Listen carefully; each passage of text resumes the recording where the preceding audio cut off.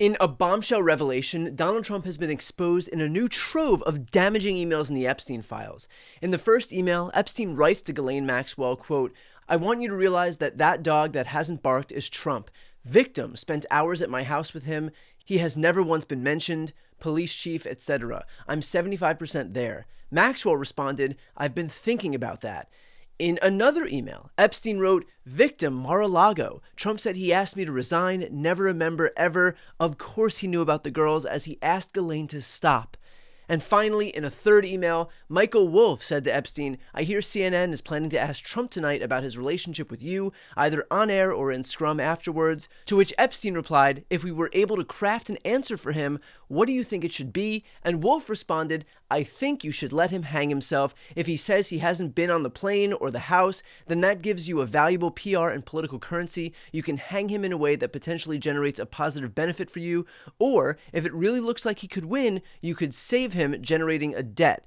Of course, it is possible that when asked, he'll say Jeffrey is a great guy and has gotten a raw deal and is a victim of political correctness, which is to be outlawed in a Trump regime. So, if you were wondering why Donald Trump was so hell-bent on burying his involvement with the Epstein files, if you were wondering why Trump, after being told by Pam Bondi, his attorney general, that he was in the files, dedicated FBI resources not to finding out the truth about who was involved in the Epstein sex trafficking ring, but rather to hiding his own involvement by putting 1,000 FBI agents on the job of flagging his presence in the files, this might be why.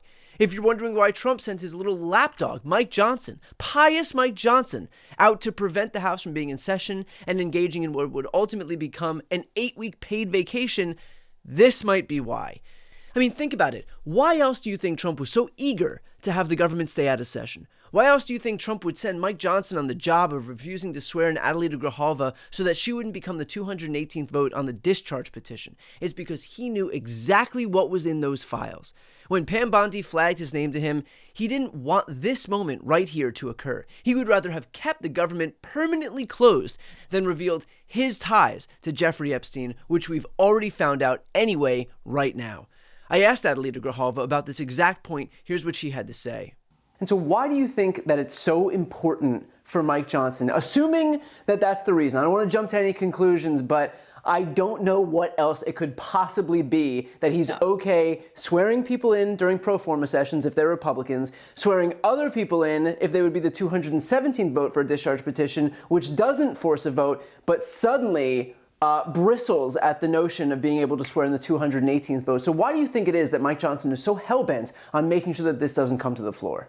You know, I think that he's had some pretty clear direction from the White House. So, like, we don't want to see this. Because if we remember, when Trump was running for office, releasing the Epstein files was a really big deal. I mean, that was something he was going to do on day one. Right. And here we are. And I think what happened is they got a little gander at what was really in the files and thought, maybe that's not a good idea. And if we notice, you know, Speaker Johnson ended votes a week early, sent everyone home a week early to avoid a vote on the Epstein files. So that seems to be the common denominator. I'm like, I didn't want to assume. I really didn't know him.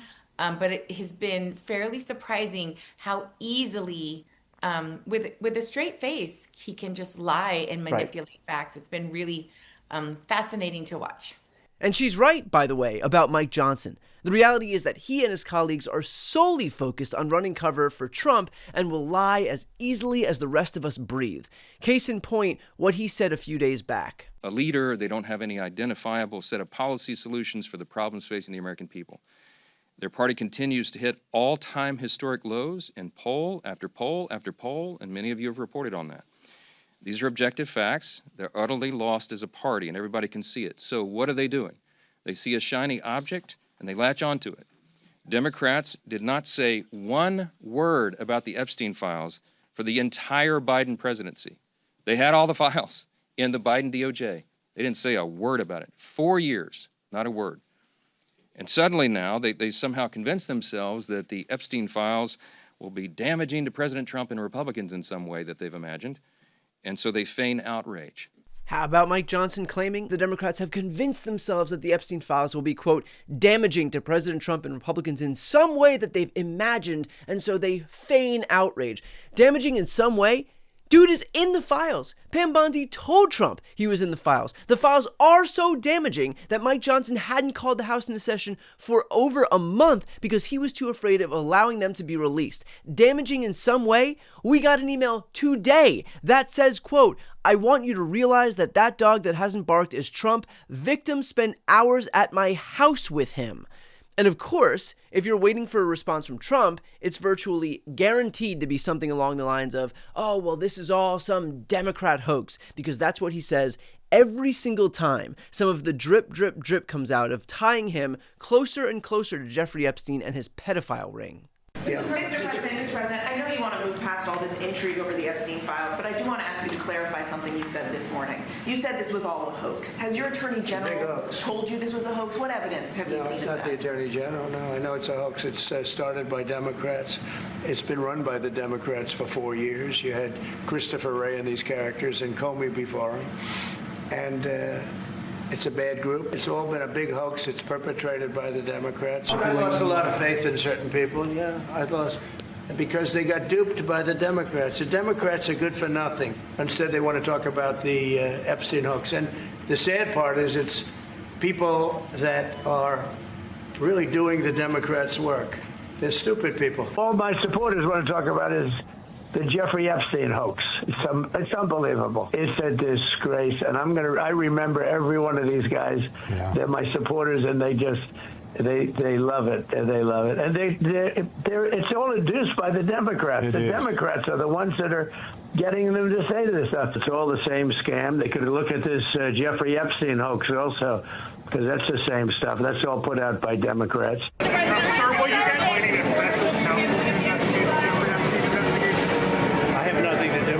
And remember, all of Trump's protests here might carry just a tad more weight if the guy was not at the center of Epstein's universe. Consider, too, that while Trump says that the Epstein files are a hoax, I gotta ask, was it a hoax when Trump fanned the flames back when it was politically convenient on the campaign trail to do so? Nice guy. Got a lot of problems coming up, in my opinion, with the famous island with Jeffrey Epstein. You raised the question of Jeffrey Epstein in your remarks about in the Q&A. Well, I think he's got a problem. I mean, what do you think the problem will be? I don't know, but that island was really a cesspool. There's no question about it. Just ask Prince Andrew. He'll tell you about it. The island was an absolute cesspool. Or was it a hoax when Trump's cabinet members were fanning the flames to build their own brands? Everybody in politics has a vice that's much worse than alcoholism is the way that I put it. But we release the list. Seriously, we need to release the Epstein list. That is an important thing. You say that the FBI has Epstein's list. They're sitting on it. That doesn't seem like something you should do. You're protecting the world's foremost predator. That seems like an evil thing to do, regardless of who may be embarrassed in the release of that list. Why is the FBI protecting the greatest pederast, the largest scale pederast in human history? Simple, because of who's on that list. You wondering why we're not hearing more about this Epstein case? I mean, the guy was only connected to just about every major player in the swamp internationally, and yet you don't hear much about it.